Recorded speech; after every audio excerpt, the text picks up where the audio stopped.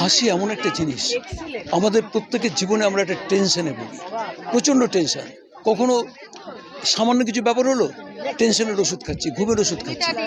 কিন্তু এই যদি নিয়মিতভাবে একটা সময়ে, অনেকে বলেন যে এমনি তো আমরা হাসি, কিন্তু সে হাসিতে কাজ হবে না।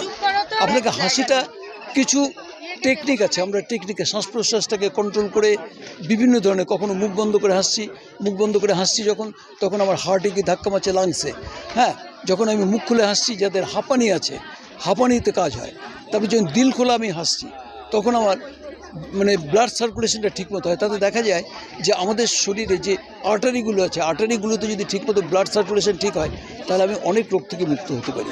এই জন্য হাসির ব্যায়ামের উপকারিতা সারা বিশ্ব জুড়ে এখন স্বীকৃত। এবং আপনার সবচেয়ে বড় কথা, আপনি যদি হাসেন না, আপনার চেহারাটার মধ্যে একটা পরিবর্তন আসবে, একটা নির্মল ভাব, মনটা প্রশান্তি থাকবে। আর সবচেয়ে বড় কথা, টেনশন মুক্ত জীবন আপনি পাবেন।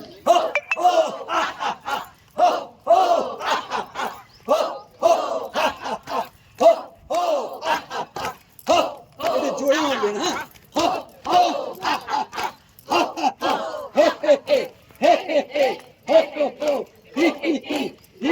খিলখিল করে হাসি। ও বাড়িতে আপনার খিলখিল করে হাসেন না কিছু দেখলে? একদম মহিলারা বেশি পারেন সেই খিলখিলে হাসি। 1 2 3 স্টার।